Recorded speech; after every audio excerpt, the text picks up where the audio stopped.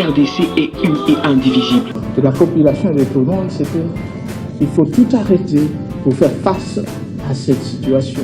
Et que nous ferons de cette terre richement bénie un réel havre de paix, de prospérité et de progrès social.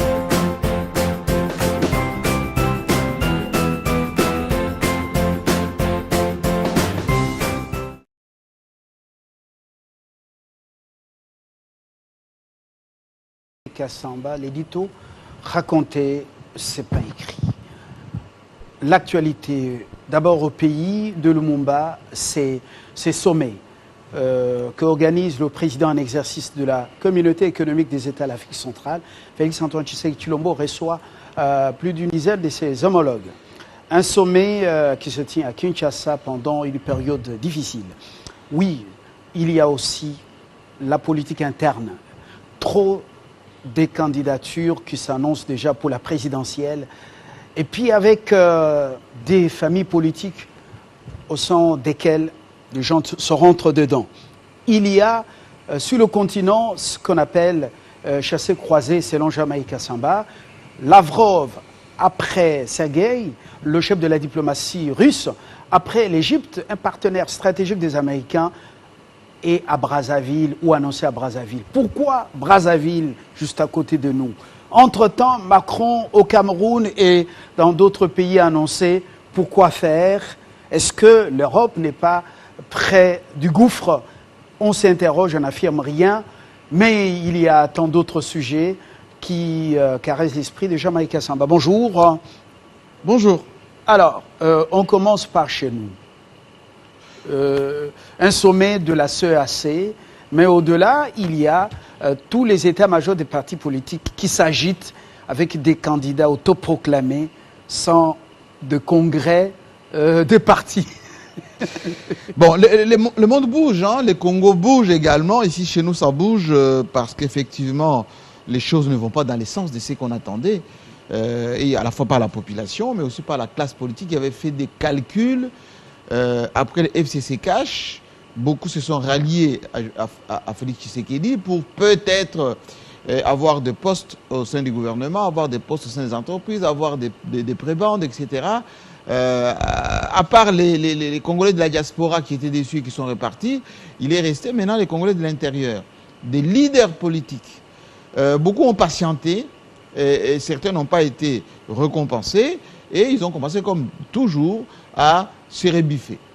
Et vous avez Franck Diongo, par exemple, qui est allé rembrasser Katumbi après avoir attendu les postes dans les entreprises publiques, où les AI devenus AZ continuent quand même. En réalité, Franck Diongo, depuis qu'il a été libéré par défi, il faut le rappeler, par Félix Tshisekedi, parce que beaucoup de gens qui ont été soit amnistiés, soit sortis de prison, étaient pour montrer que avant c'était pire, après nous ça doit être bon.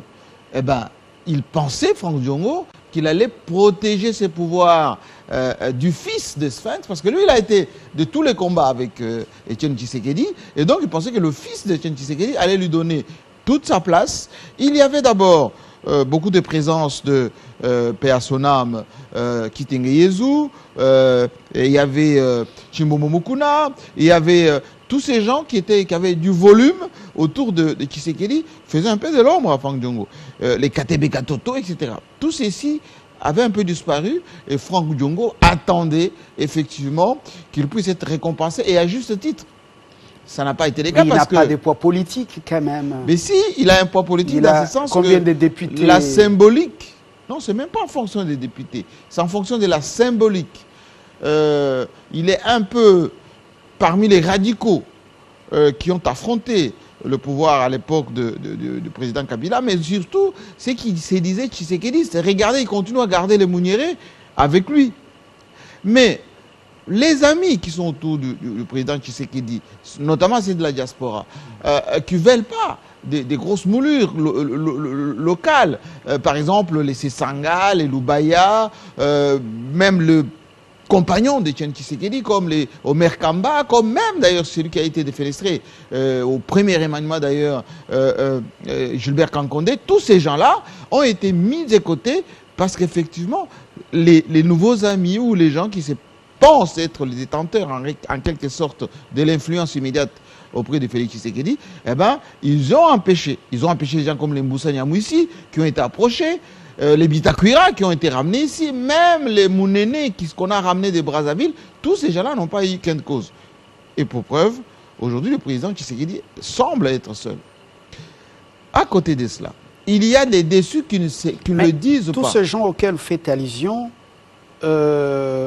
les tout-puissants dans les, comment on les appelle, les très influents, oui, très forts, certains magazines les chantent. Alors, ces gens, ils n'ont aucune assise au Congo profond ou dans le Congo profond. Ce sont des gens à peine qu'on a connus, d'autres qui étaient, voilà, de gens bien en Europe avec leur vie modeste. Mais tous ces gens ne peuvent pas convaincre les Congolais à refaire confiance à Félix Tshisekedi.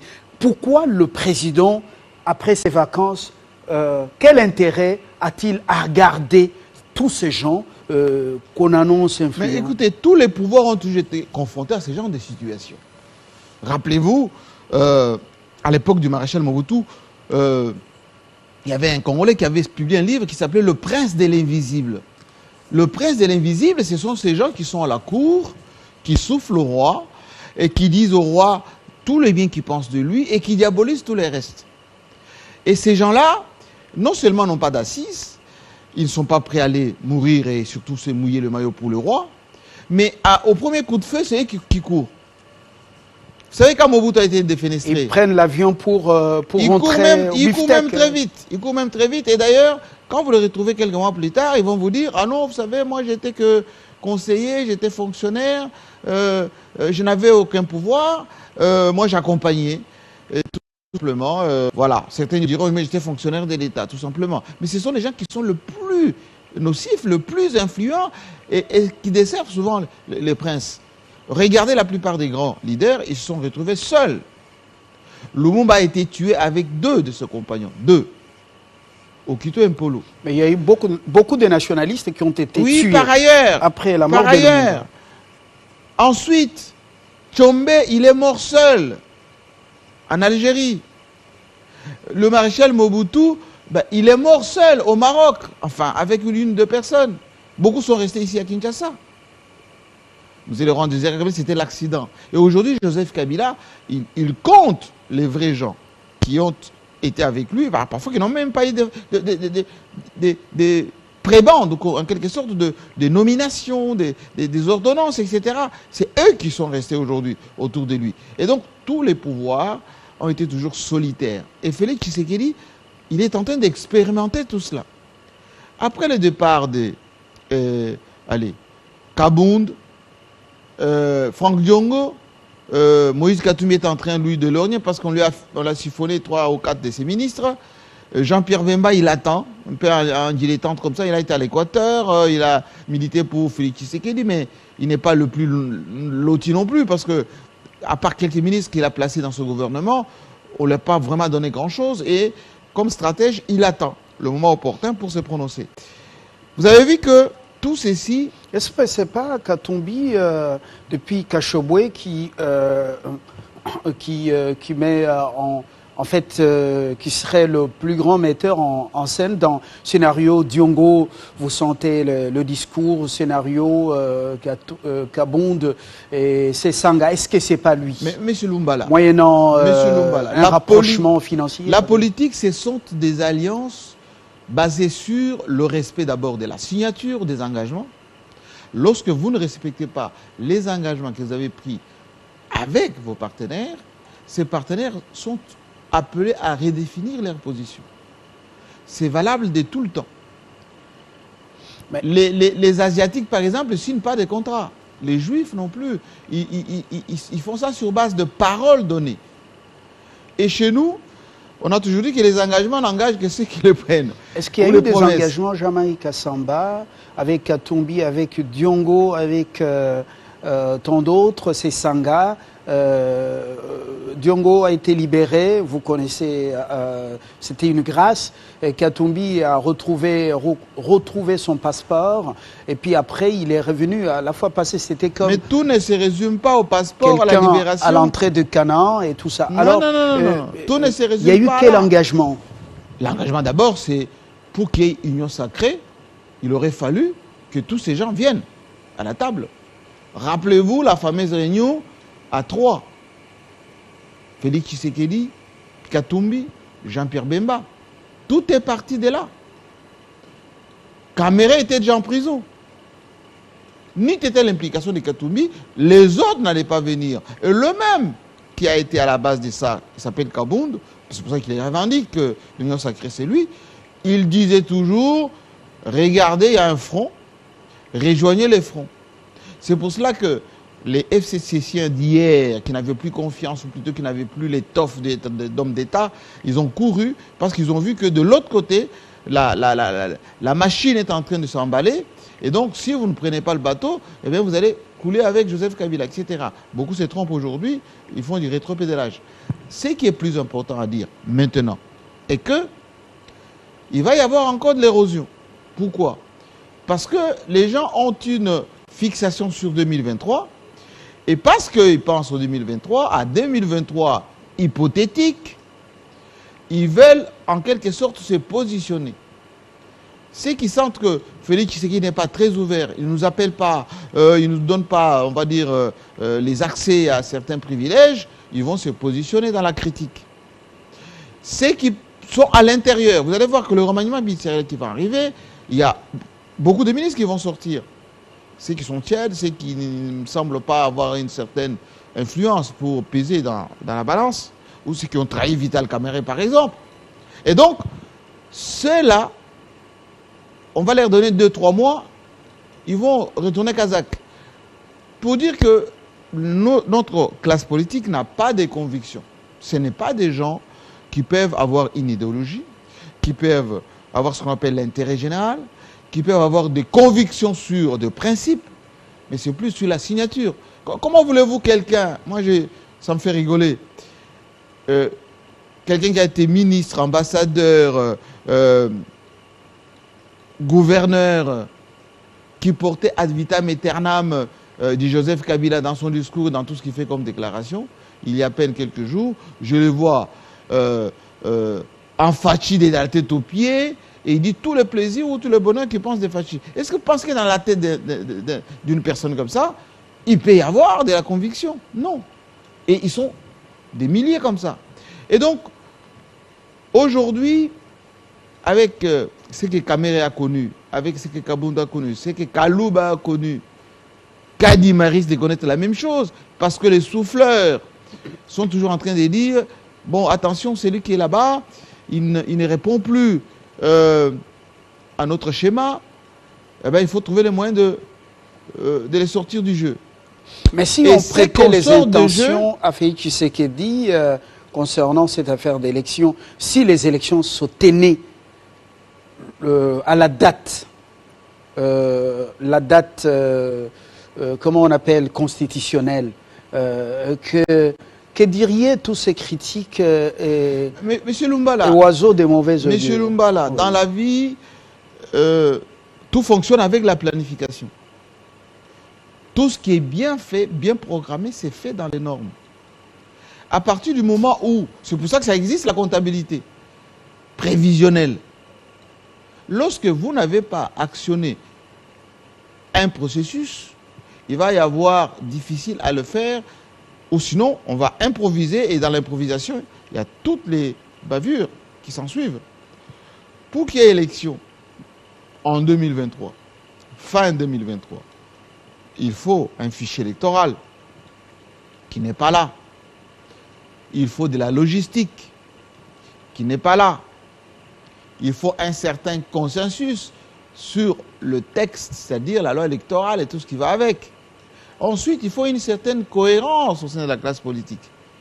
Sinon, il y a de l'improvisation, et lorsqu'on va arriver à un moment donné, on dit on y va quand même, et on va y aller, un peu comme ça, c'est ce qui se passe en Tunisie ou dans d'autres pays, pour dire on soigne la forme, mais le fond, et ce sera de la contestation, ce sera de la résignation pour certains.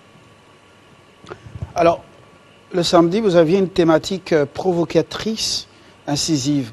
Quel est ce pays, même ici en Afrique, avec une classe politique ou une élite comme celle-ci, quand on n'est pas aux affaires, quand on n'a pas de carburant, il faut s'ériger en critique, il faut devenir opposant? Bon, tout n'est pas question d'opposants. Dans n'importe quel système politique, il y a toujours des opposants. Il faut qu'il y ait des opposants.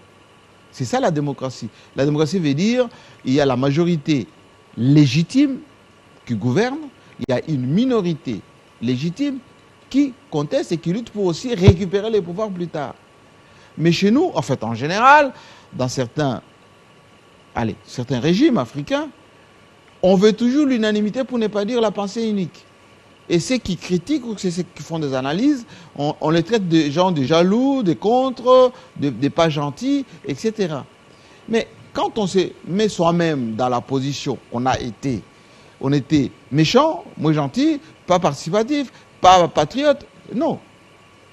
Il faut seulement se poser la question, est-ce que ce que je fais correspond à ce que dit le texte?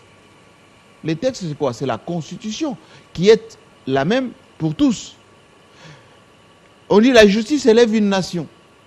Mais si la justice est aux ordres et que ce qui fonctionne n'arrange pas les textes, n'arrange pas la majorité, là, on est hors contexte. Et donc, les opposants, comme vous dites, des circonstances, il n'y a pas de carburant, il n'y a pas de paiement, il n'y a pas ceci, ils deviennent opposants, ils s'assoient sur le mécontentement.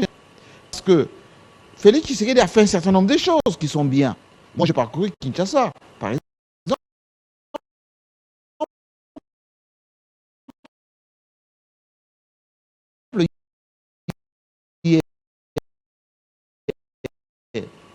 De Joseph Kabila, beaucoup sont finis maintenant avec Ngobila, mais au lieu de communiquer sur ce qui est fait et ce qui est bien fait, les souffleurs, qui se cachent d'ailleurs, préfèrent les statistiques et les opposants ou les anti-Tshisekedi surfent sur le flou artistique. Et c'est de bonnes guerres. Parce que hier, quand Joseph Kabila faisait les 5 chantiers de la stabilité, quand c'était... Eh bien, les gens disaient, on ne mange pas les bâtiments intelligents, qu'est-ce que ça va servir? Aujourd'hui, ça sert à tout le monde. On disait, oui, les avions des Matata, bon, depuis que Matata est parti, on n'a pas rajouté un avion supplémentaire, etc., etc. Et donc, ceux qui aujourd'hui ne sont pas en commande, d'applaudir des choses même qui eux-mêmes voient. C'est ça, la nature même de l'opposition. Sur le continent, avec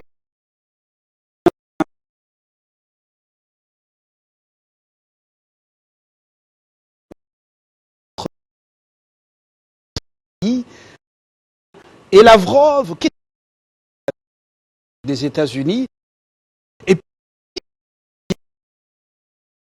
c'est à 5 Lavrov chez Sassou Nguesso, et pourtant c'est le bon l'Élysée, oui.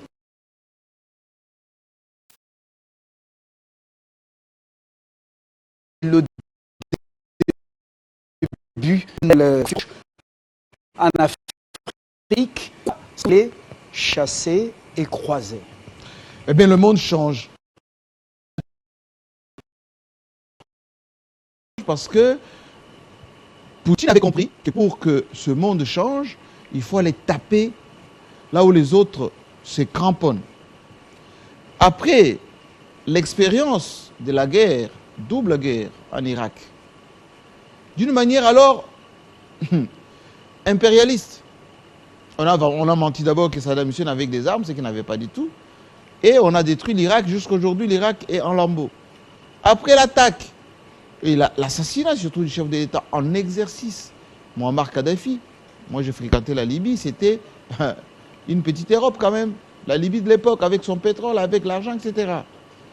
Après ce qui s'est passé aussi dans le Balkan, Poutine qui a réformé... Et la démolition de la Syrie... La Syrie n'en parle même pas. En poudre. On a rasé, je dis bien rasé, des villes entières, avec du monde. Hein. Et aujourd'hui, les Syriens sont éparpillés dans le monde, et ils ne sont même pas bien accueillis. Personne ne dit que c'est une agression, ou c'est un crime contre l'humanité, c'est un génocide. Alors Lavrov qui travaillait déjà à cette époque avec Poutine, leur avait expliqué en fait à Poutine, parce que lui fait partie quand même de la génération d'Eltsine, et pendant cette période, Gorbatchev avait livré l'URSS, n'est-ce pas, à l'Occident pour démietter un peu tout cela. Bien au contraire, il veut marquer son temps. Lavrov, qui est arrivé à Oyo, parce que c'est à Oyo qu'il est arrivé hier, pour rencontrer Sassou Nguesso, c'est pour expliquer que l'histoire du communisme de l'époque, hein, de la Révolution rouge, avec notamment le cours Marien Ngouabi, eh ben, il faut que l'étude sur le panafricanisme de certains leaders comme Sassou Nguesso se fasse un peu ressentir. C'est pour ça que le message que Lavrov fait passer à partir de Oyo, de Brazzaville, va faire comprendre aux pays africains que si vous ne choisissez pas des options franches, vous n'aurez pas le blé, vous risquez d'avoir des révolutions comme au Sri Lanka. En même temps, les Européens qui vous font toujours des yeux doux, ils ne vont rien vous livrer du tout. Bien au contraire, ils vont vous humilier. Rappelez-vous ces affaires de bien mal acquis. Sassou Nguesso, première victime. Obiangé Mabasoko, deuxième victime. La famille Bongo, troisième victime. Et donc, Sassou Nguesso est assez réaliste. Mais comme c'est un fin politique, pendant qu'il reçoit Lavrov ou les Chinois, eh ben, il envoie une délégation en France pour rassurer Macron. Ne vous inquiétez pas. Donc, juste une opération de séduction. Voilà une rencontre des façades. Parce qu'il sait que sa force, il attire dès l'Élysée. Pas forcément. Oui. Pas forcément. Si c'était le cas, à 100%, eh bien, l'Élysée aurait effacé la dette. Parce que l'Élysée a un mot à dire au niveau des fonds monétaires internationaux. La crise qui sévit à Brazzaville aujourd'hui, parce que, après la baisse notamment du prix du pétrole, et Sassou avait, beaucoup d'économistes disent qu'il avait hypothéqué son pétrole pendant longtemps, mais le problème, ce n'est pas à ce niveau-là, le problème est au niveau, on va dire, de la géopolitique. Quand Lavrov va quitter Oyo, il va aller chez Museveni. Pourquoi chez Museveni? Parce que dans la région des Grands Lacs, le parrain qui tire les ficelles encore, c'est Museveni. Pas Kagame, Kagame c'est l'exécutant, c'est lui qui est aux manœuvres.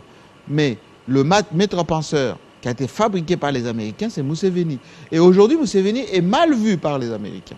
Et Lavrov, il va expliquer à Museveni, attention, vous risquez d'être mal remercié comme tout ce que le monde occidental a toujours fabriqué. Et lui, il vient avec du concret. Le concret, c'est quoi? La protection avec des vraies armes, mais aussi de la nourriture pour la population, mais aussi l'influence au niveau du BRICS.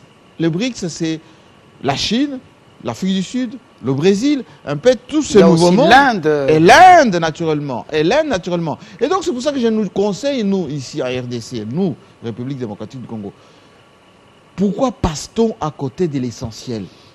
Depuis que notre président est président, aucun chef d'État américain, à très haut niveau, même pas les secrétaires d'État, n'est venu nous rendre visite.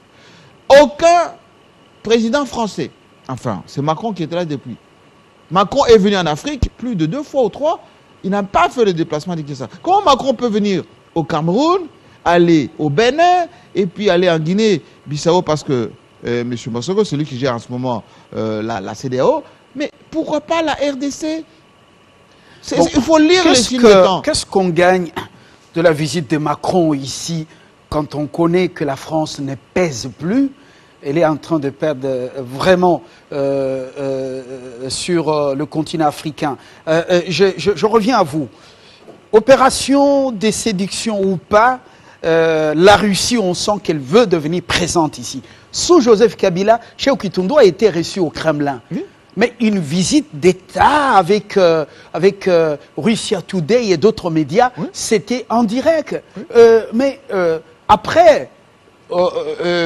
Gazprom Bank est venu ici avec des propositions, une coopération avec la Banque centrale du Congo. Il faut l'énergie, il faut le pétrole, il faut les mines. Mais le régime de Joseph Kabila a été réticent. Il n'a pas mordu à l'hameçon. Kabila a été intelligent et stratège. mais il a bénéficié du soutien de la Russie d'une manière indirecte. Au niveau du Conseil de sécurité des Nations Unies, il y a eu toujours le veto russe lorsqu'il s'agissait de la RDC.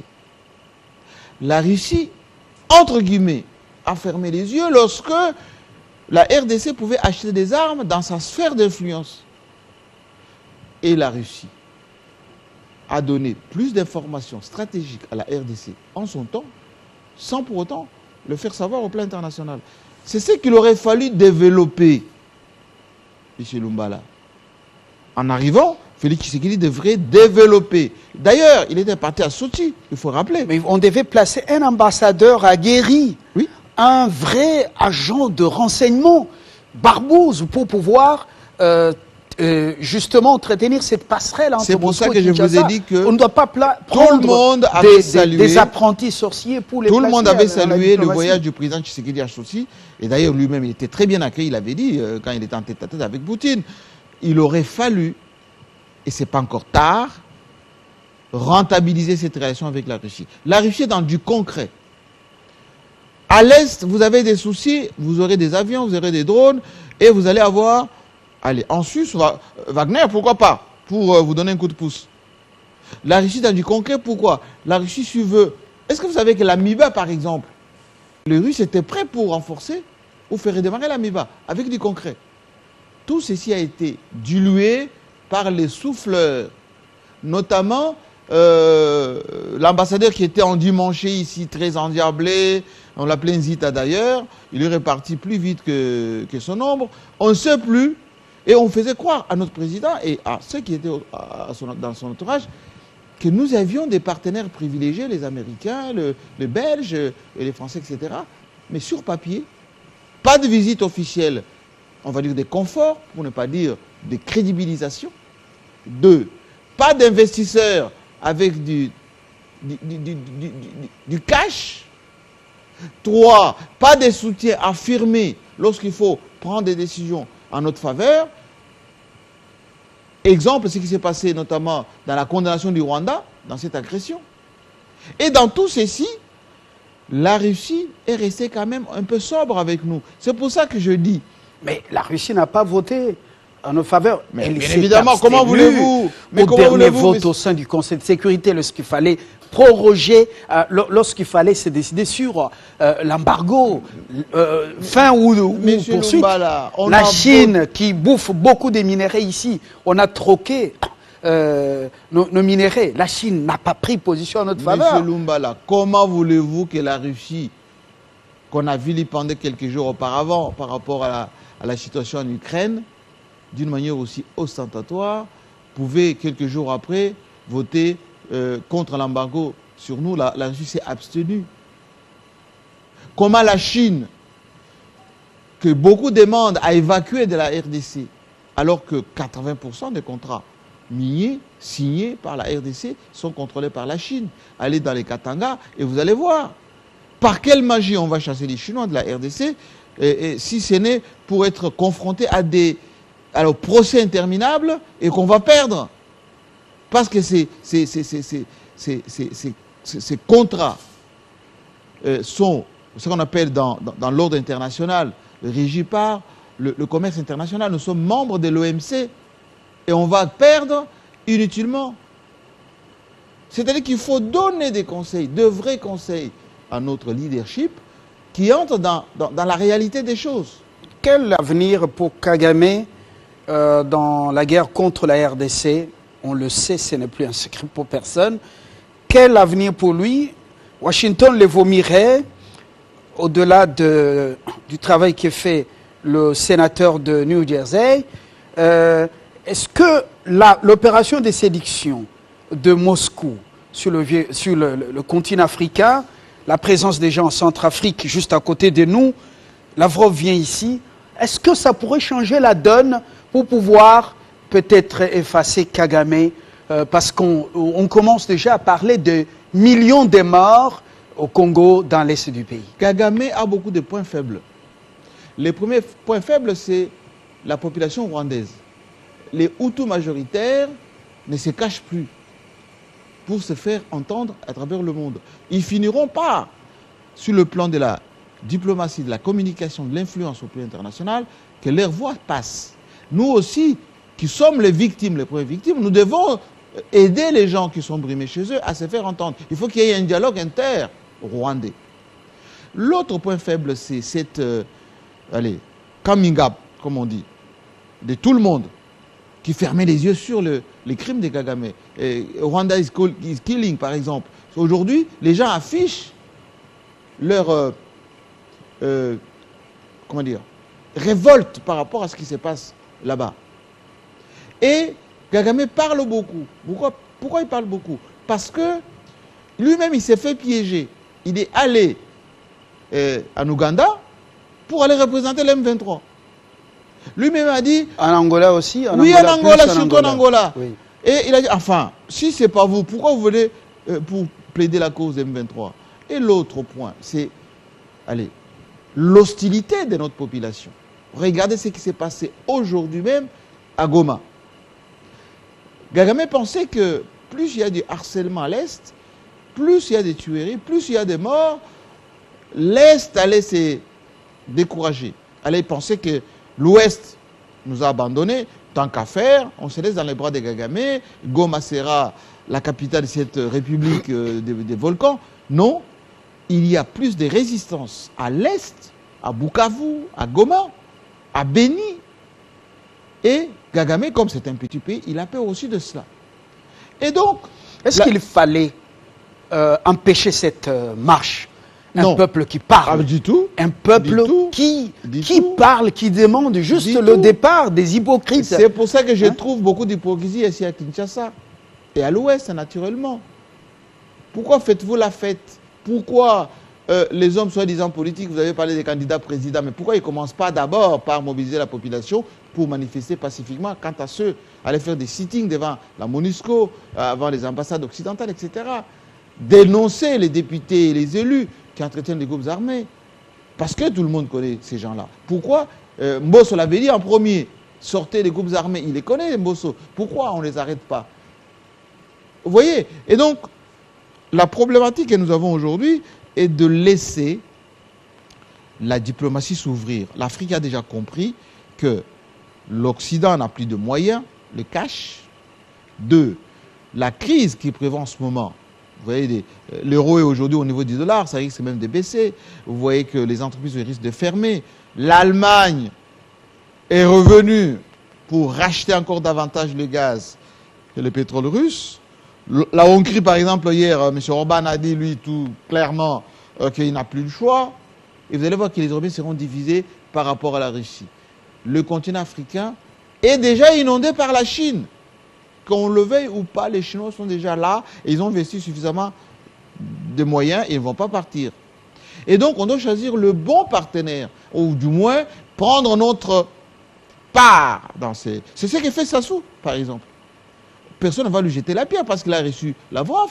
Pourquoi on ne l'inviterait pas Lavrov chez nous en diplomatie? On a bien un ambassadeur qui est là-bas, Ivan Vangou, qui est à Moscou.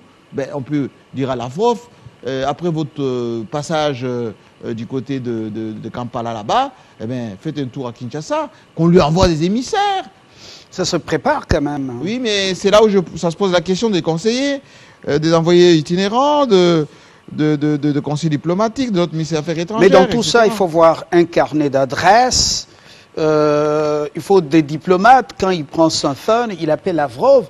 Lavrov dit oh, « cher ami, bonjour » et tout ça. Mais alors, si vous n'avez pas un carnet d'adresses, c'est ça aussi le problème. Monsieur Lumbala, lorsque vous avez passé tout votre temps dans les bistrots de Paris, de Montréal, d'Afrique du Sud, que vous n'avez pas même une licence et vous ne parlez pas anglais, ça va être compliqué, une fois qu'on vous bombarde conseiller ou ambassadeur itinérant, d'avoir ne serait-ce que 3 numéros de téléphone au niveau de la diplomatie internationale. Ce n'est pas une génération spontanée.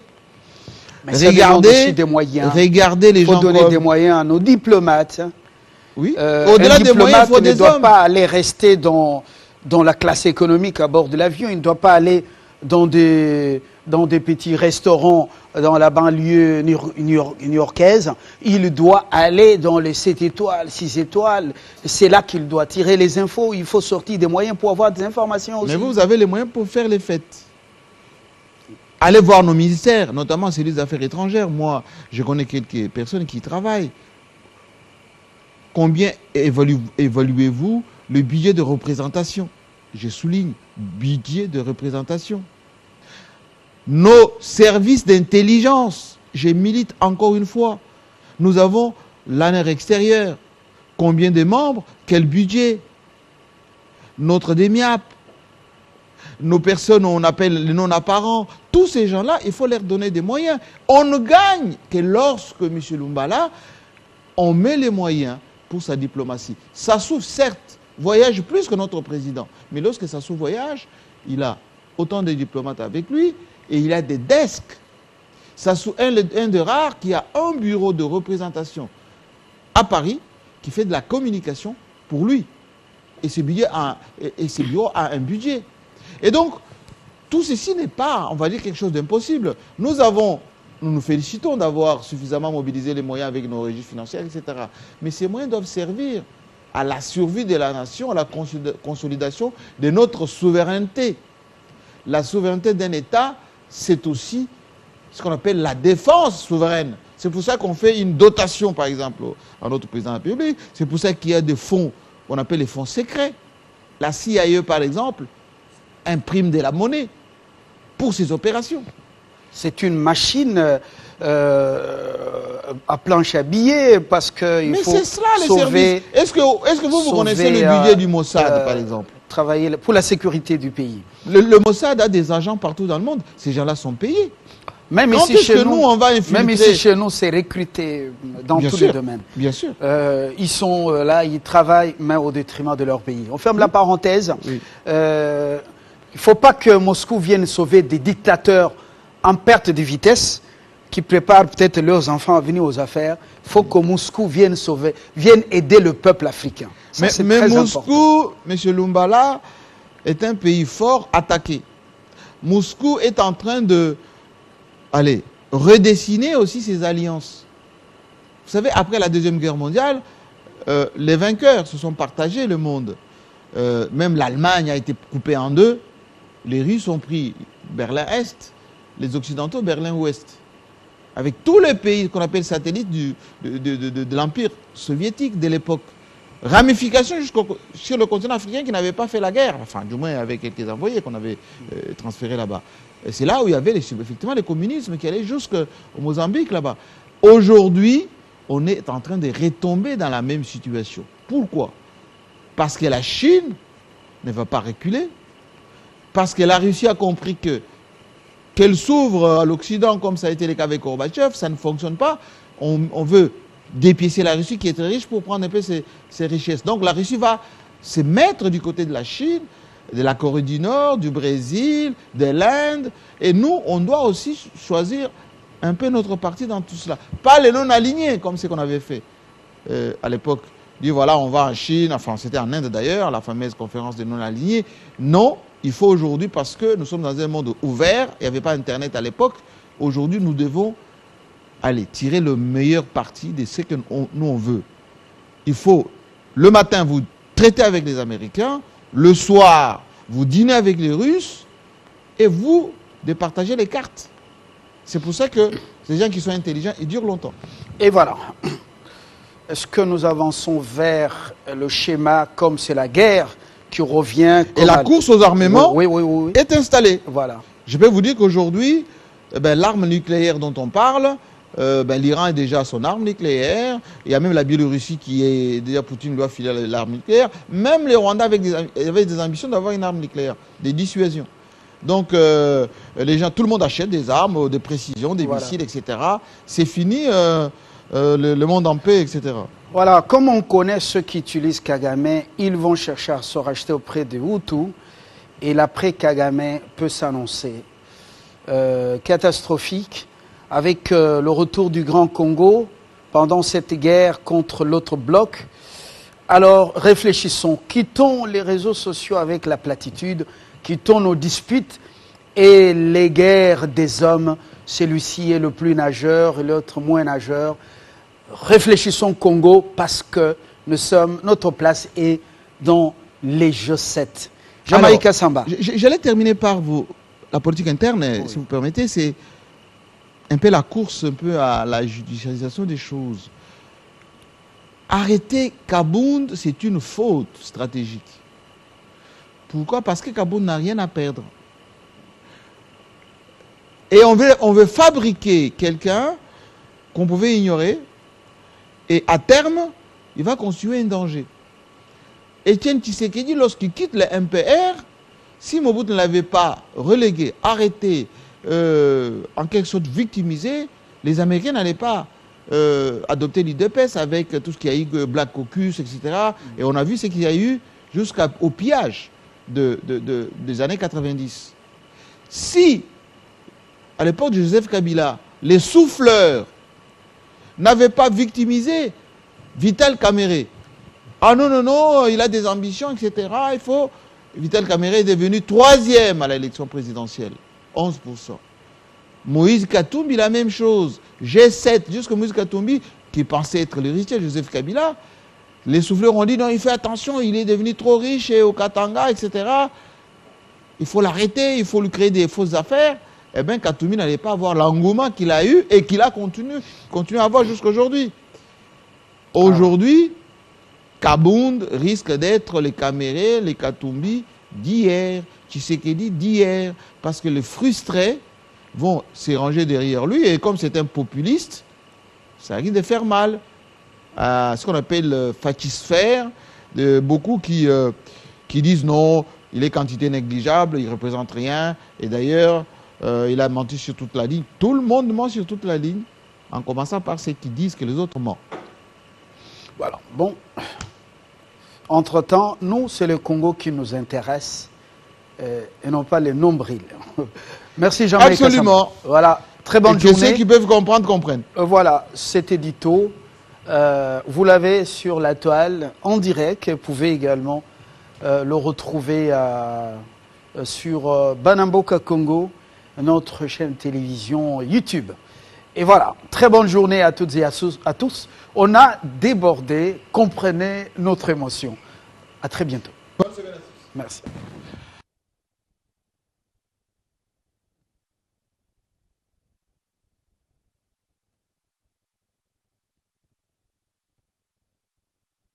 Avec moi nous fêtons Happy Birthday. C'est maintenant ton moment, Happy Birthday.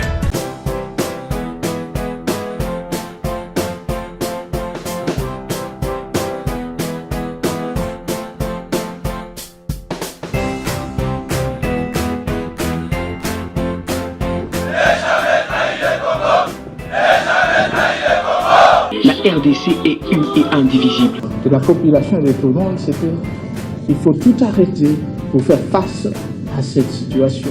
Et que nous ferons de cette terre richement bénie un réel havre de paix, de prospérité et de progrès social.